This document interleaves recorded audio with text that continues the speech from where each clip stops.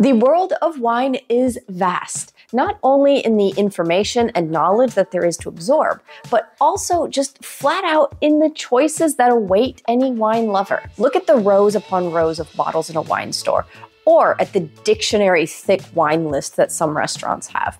And even if you scroll online on some wine stores, it can become overwhelming with the sheer amount of choice that we can have in picking bottles. Hi there, I'm Jacqueline for Vero, and we go around the world searching out wild and scarce wines to bring to consumers, businesses, and distributors across the US. And while we love looking for small production, sustainable, and rare grape wines, we also get super excited when we find a good deal wine too. These are wines that we like to call good value for money, or bang for your buck. They are of amazing quality, often on par to more expensive bottles, and they're just that, less expensive and less hard on your wallet. So what can we do to find these wines?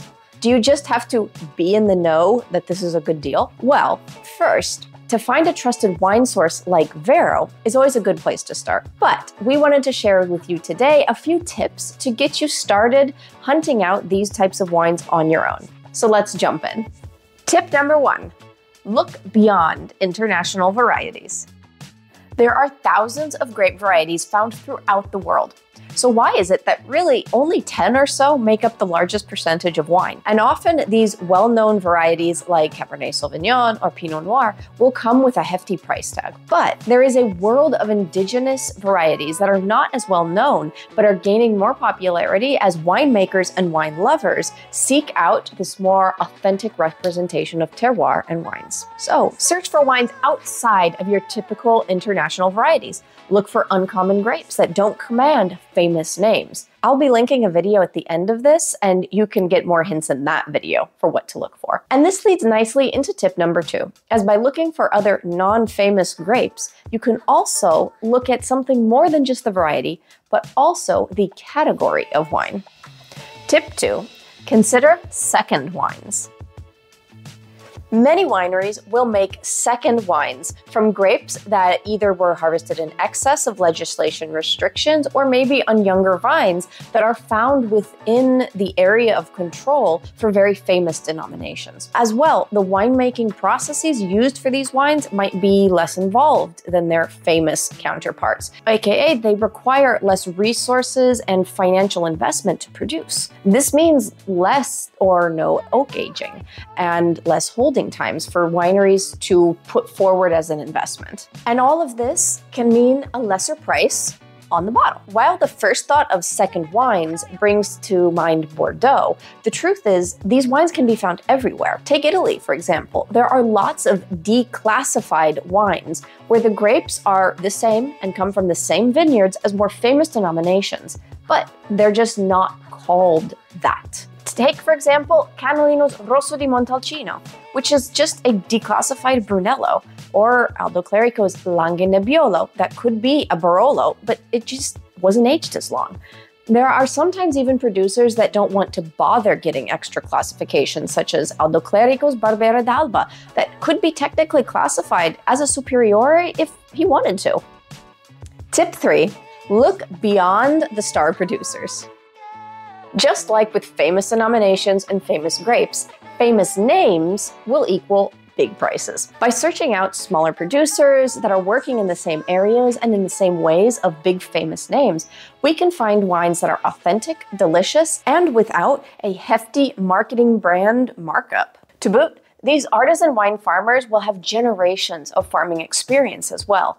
They will take pride in their wines and focus on showcasing their terroir, which all boils down to one very important thing for us: fantastic wines. And there is one category of wines where this can be very obvious, and that is sparkling wine. Tip 4, try other bubbles. Champagne and big champagne houses will command big prices, but there is value and quality to be had in other traditional method wines. I will link down below a video all about how that works. These are wines that are made elsewhere than the small, restricted French region called Champagne. Wines like Sandro de Bruno's Durello or Enalta Langa are made in the same methodology, but in Italy. Or maybe move from traditional method wines to even more different wines like pet nats, which, while re-fermented in the bottle like a traditional method wine, are never disgorged and they're left to age on the lees continuously. This means they can offer great complexity and are often a fraction of the price of Dom Perignon. And bonus tip number 5, subscribe to Vero.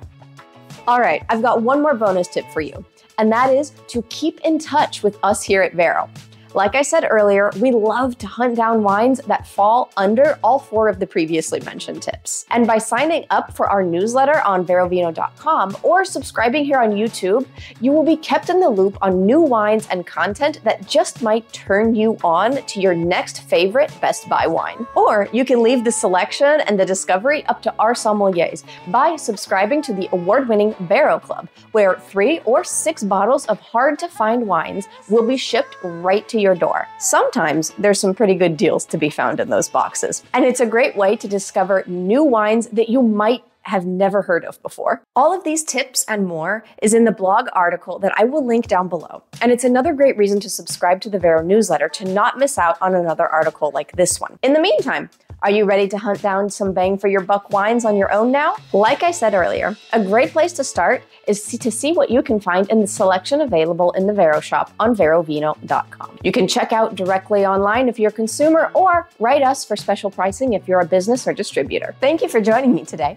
Let us know in the comments below, what is your favorite Best Buy wine? And if you enjoyed this video, please drop us a like and a follow below. We always appreciate it. If you're looking to learn more about uncommon wines and grapes to look out for tip number 1, you can look here in this video. I'll see you over there. Bye.